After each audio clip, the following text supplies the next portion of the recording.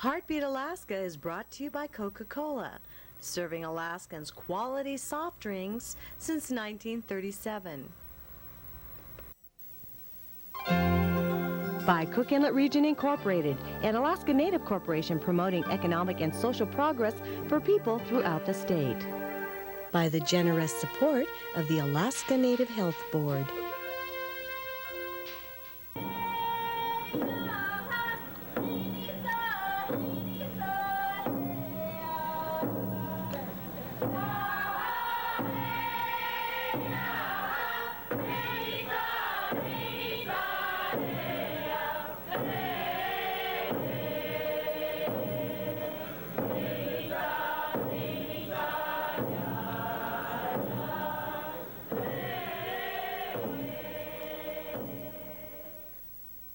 Welcome to Heartbeat Alaska. I'm Jeannie Green, bringing you Native news across the North.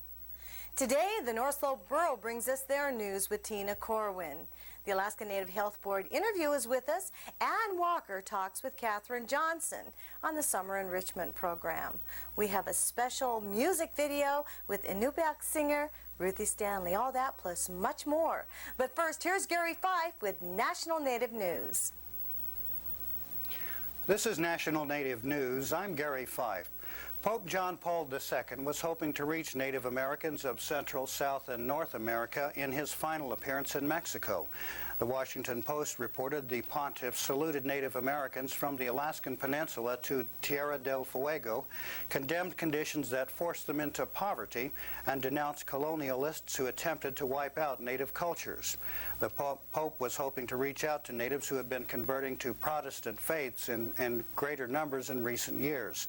His message asserted that the Catholic Church had been, quote, a tireless defender of Indians, unquote, but did not address the Church's role in torture or efforts to destroy Native religions and culture. Alaska Natives, particularly Alaska Native women, have the highest rate of lung cancer. That's higher than any other group of Native Americans in the nation. Studies by the Indian Health Service show the Alaska area leads all of their areas in lung cancer deaths, and Alaska Native women are 3 times more likely to die of the disease than any other Native women in the nation. Local Indian Health Service officials say the more Alaska Native women smoke, the more likely they are to die of cancer. They add, while the trend nationally has been to lower the rate of smokers, Alaska Native women are increasing their tobacco smoking. The New York Times reports that the Mescalero Apache tribe of New Mexico has become the first governmental entity anywhere in the nation to continue its interest in nuclear waste storage to a Phase 3 level. The tribe has already accepted 2 Department of Energy grants to study potentials for a monitored retrieval storage site known as an MRS on their reservation. Now the tribe has applied for the Phase 3 grant worth $2.8 million. It will be after that 3rd study that the tribe will be forced to make the final decision of whether or not to build a site and accept spent nuclear fuel for storage. A demonstration against that decision took place on the 11th. Anti-nuclear dump protesters charged the chairman of the Mescalero Apaches was making these decisions without approval of the grassroots people.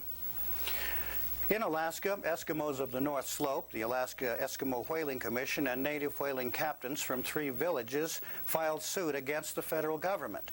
It's an attempt to reverse a decision authorizing ARCO Alaska to begin test drilling in areas important to bowhead whale migrations. Inupiaq leaders were outraged when the National Marine Fisheries Service gave ARCO the green light while the company was still negotiating with the borough over monitoring and protections for migrating whales. Whaling captains are concerned about the numbers of whales showing up this year. Whaling Commission Director Maggie Ahmaogak says whalers have been feeling industry effects on the whaling for some time. ARCO has issued a statement saying it's disappointed the suit was filed and the company feels it has complied with the law. The National Marine Fisheries Service and the U.S. Department of Commerce couldn't be reached for comment, and they have offered no comment since. And finally, a traditional native Mohawk man, Raymond Burke, said the length of his hair was a matter of religious conviction, and when his employer, the New York State Department of Correctional Services, ordered him to cut it, Burke refused. He was suspended in late September of last year and filed suit against the state. A state Supreme Court justice decided his religious objections were sincerely held religious beliefs, and on the 9th ordered the state to reinstate him with back pay. But the prison department has vowed to fight that decision, maintaining that Burke was in violation of their dress code and their discipline. This is National Native News, and for Heartbeat Alaska, I'm Gary Fife. Thank you, Gary. Gary Fife in National Native News is aired over public radio stations across the nation, almost 200 radio stations, including here in Alaska. As a special service to the Alaska Public Radio Network and National Native News, we will list those stations that carry his news.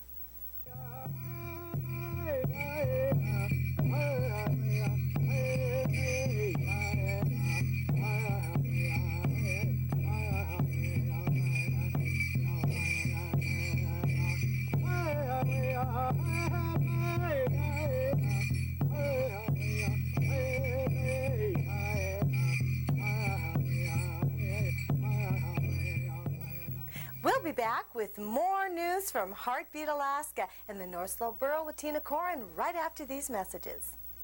You cleanse me, Lord, redeem me, Lord, I'm clean. You made me glad.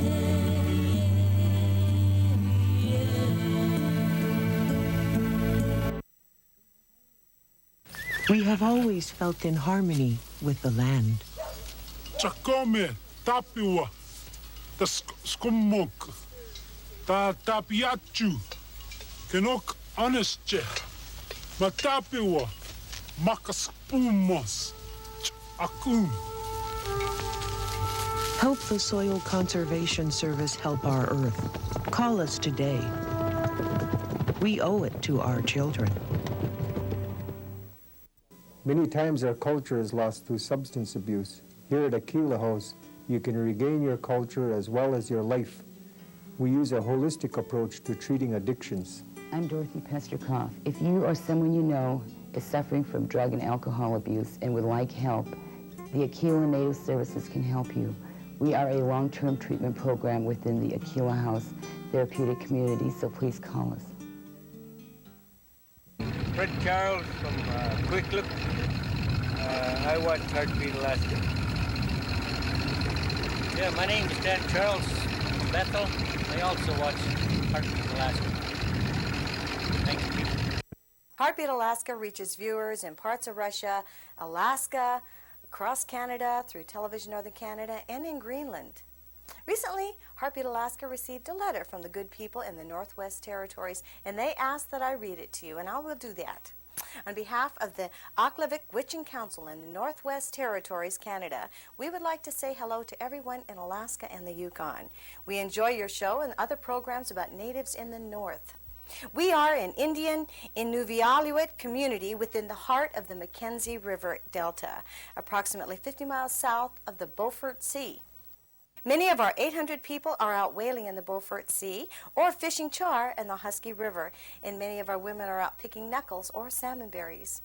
We would appreciate you reading this letter on your show. I did just that. Thank you very much. I'm sure our viewers across the North are happy to hear that you're also watching. We turn now to news from the North Slope. Recently, the North Slope Borough filed suit in federal court invalidating a letter authorizing ARCO to do seismic testing in the Beaufort Sea. Tina Corwin has the story. Good evening and welcome to North Slope News. Friday, August 6th, North Slope Borough Mayor Jeslie Clark Sr. and Alaska Eskimo Whaling Commission Chairman Burton Rexford announced that the borough and AEWC had filed suit in federal court in an attempt to invalidate a letter of authorization issued to ARCO Alaska, Inc. by the National Marine Fisheries Service and to invalidate the regulation under which the letter of authorization was issued. The letter authorized ARCO to conduct seismic testing in the Kuvlin project in the Beaufort Sea during a time whalers believe is critical to the migration of the bowhead whale and the fall subsistence hunts in Barrow, Kaktuvik and Nuiqsut. The Whaling Captains Association from these villages also joined in the suit. The AEWC and the North Slope Borough had been negotiating with ARCO Alaska over conditions under which this seismic work could be done without endangering the whales or the whalers. While the borough and AEWC were conducting what they believed were good faith negotiations, ARCO obtained a letter of authorization from the Fisheries Service. Our Washington, D.C. lawyers, along with ARCO, NIMS, had been negotiating in good faith, and then being snapped in the back by someone else that's doing another issuance of this LOA way back in Washington, D.C. This has caused a lot of emotional turmoil, and a lot of hardships can be seen from the whaling communities of Canoeists and Kaktovik as a result. For years, we have been telling the industry that with their activities offshore, that we are having to go further and further out into the ocean to do our subsistence whaling. And that puts a factor of jeopardizing the life and safety of our fellow whalers. When you're traveling in the ocean, looking for the bowhead right now, at times we have gone 40 miles one way. You have a round trip of 80 miles. When you get that whale, you have to tow it back. So using a small skiff. When the wind picks up to 15, 20 knots, the seas pick up. So the safety of your crew is a #1 item. When you're towing a whale in that distance, your meat is going to spoil. You might have been towing 14, 15, 16 hours just to bring that animal home.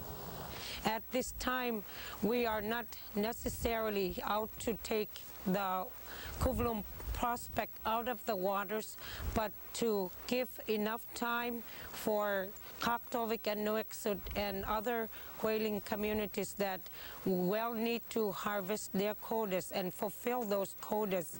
Whalers are also concerned that whales are being driven into the deep seas away from their normal feeding areas. Whalers fear this creates added stress on the marine mammal population that the United States is committed to protecting. Mayor Clerc and Chairman Rexford issued the following statement when the lawsuit was filed. The Inupiat subsistence community is of one mind on this matter. We will do everything in our power to protect the bowhead habitat, the migration route, and the Beaufort Sea environment. We have received notice of support from other Arctic regions of Alaska, from the Inuit Circumpolar Conference, and from representatives of the environmental community as well as the Eskimo Walrus Commission. AEWC and borough officials all have expressed extreme disappointment in the Clinton administration for allowing the letter of authorization to be issued to ARCO and for not taking fast action to stop its implementation in the face of such clear-cut danger to the bowhead whale population and the people who depend on it. Recently, a concern has risen among residents of Barrow regarding debris in the Elson Lagoon north of town. Several transformers and exposed lead cables have been found around the Elson Lagoon area, which were left by the Naval Arctic Research Laboratory, or NARL, which closed down in the mid-'80s. The Army Corps of Engineers contracted with a waste company to clean the area. However, the crew is limited to what they can do by contract restraints. The contract as issued only includes a work area which extends 50 feet inshore and 900 feet offshore. However, during the cleanup, it has become clear that much more needs to be done. Contaminated cables and other materials have been spotted submerged in the lagoon and may be poisoning our subsistence food supply. The lagoon is used for fishing by Barrow residents. According to the Army Corps of Engineers, the transformers might contain PCBs, but this is unconfirmed, pending further investigation. The Mayor's office has requested the Army Corps of Engineers to see that the cables and transformers are removed from the surrounding area as soon as possible. For Heartbeat Alaska and the North Slope Borough, I'm Tina Corwin. Kuyanakbuk. Thank you, Tina. Travel with me now to Southeast Alaska for an historic canoe trip. 2 canoes built by the Haidas and filled with 16 canoeists traveled from Massett in British Columbia north to Saxman in Alaska. It was the first time a trip like this was made in 100 years. Ward Serrell from Woody Creek Productions in Ketchikan provided the video.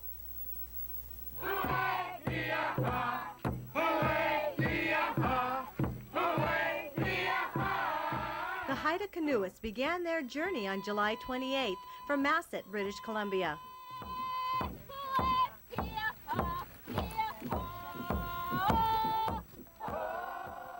The Indian canoeists arrived early Thursday morning after a 100-mile trip through sometimes stormy waters.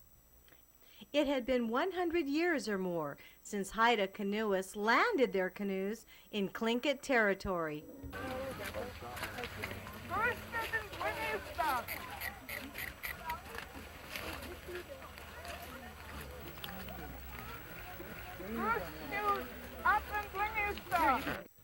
The Haida canoes were invited to Saxman for the Skulka family gathering.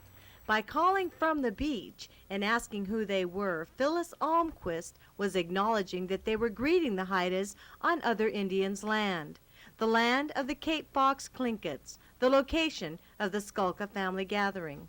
As long as you're here, we know that you're also under our protection. And as you go back, we know that the Lord will protect you once again and give you a safe journey back. We're thankful that you're here as a community of Saxman. Our arms are truly open to you. As you come ashore, we're going to be singing a song, a welcome song from Cape Fox. Lawrence Shields, nephew of a chief, will be dancing for you.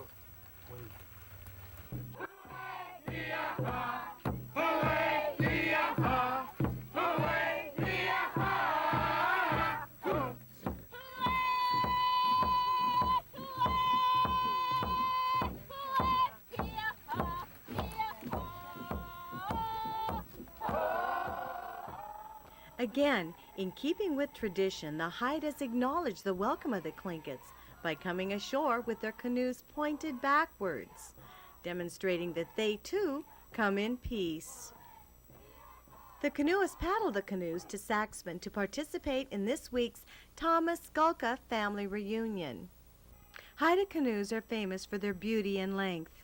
Stones were added to the 36-foot-long and 42-foot-long canoes for ballast. Hundreds of people were there to participate in the historic landing of the canoes, and for 3 days following the landing, the family reunion included feasting and banquets.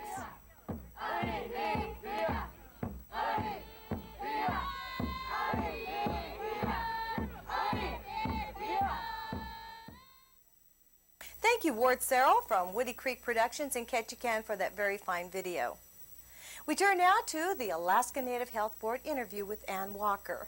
She talks with Kathy Johnson about the Summer Enrichment Program.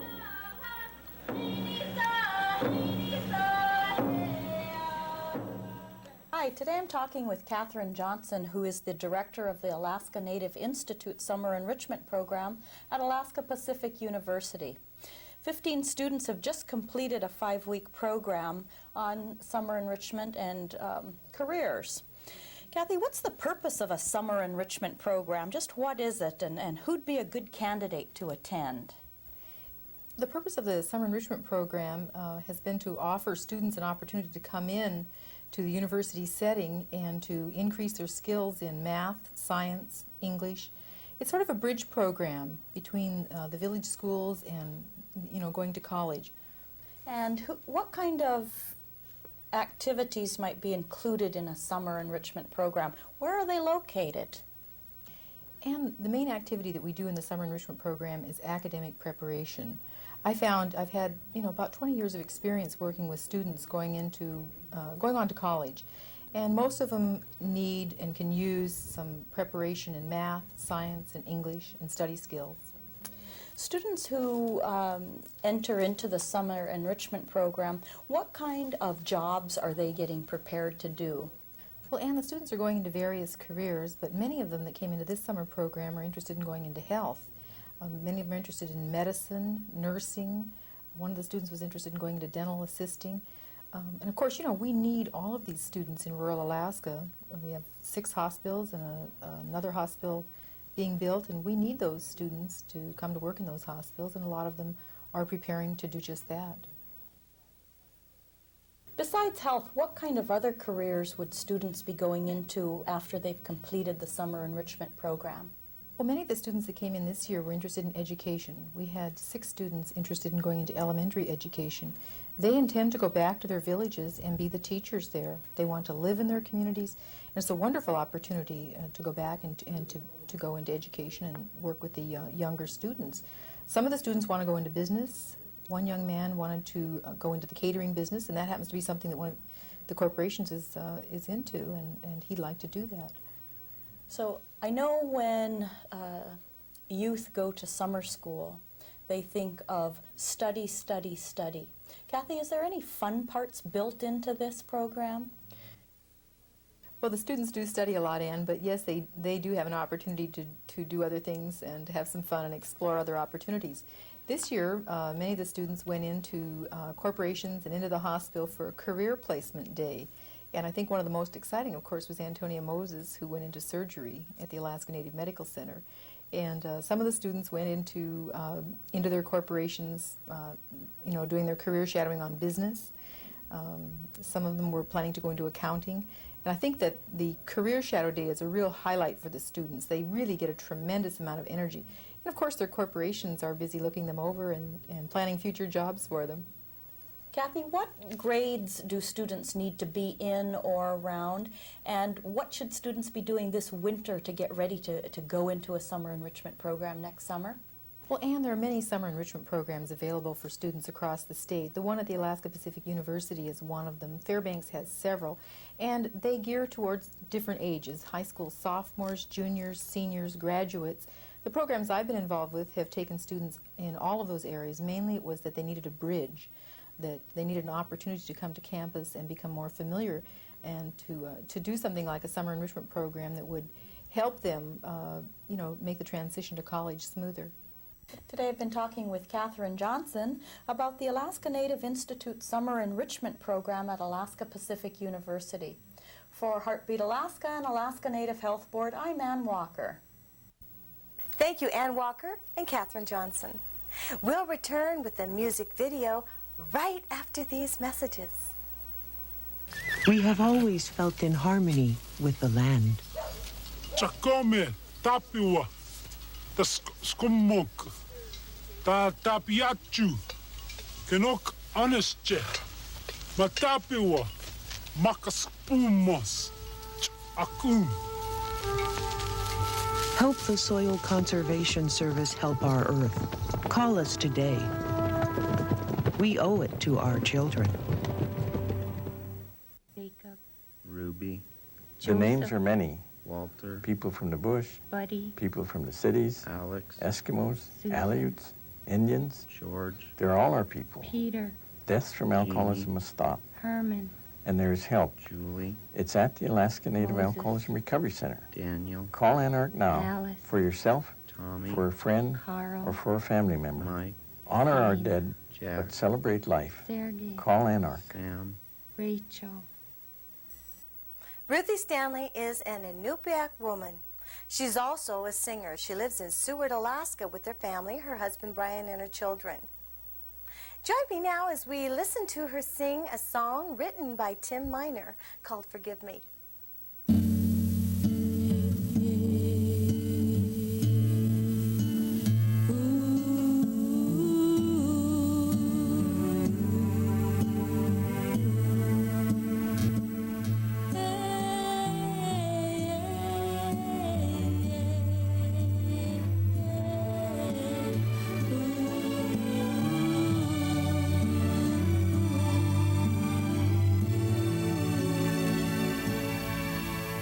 I've been raised in the perfect surroundings. I go to church once a week, sometimes two. Lord, I want to be what you want me to be. Often sin represents all I do.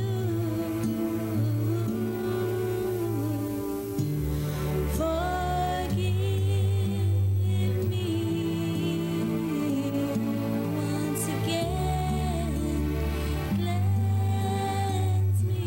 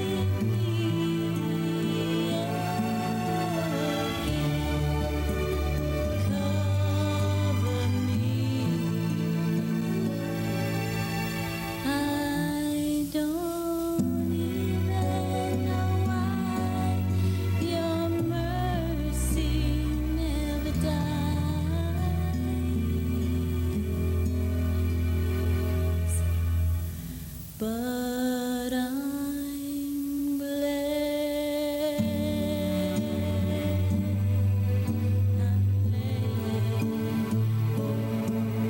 I'm glad,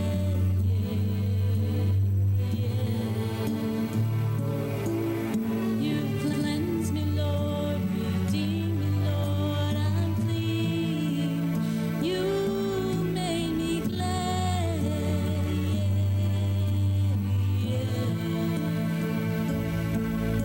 I've swept away your offenses like the cloud, and your sins like the morning mist. Return to me, for I have redeemed you.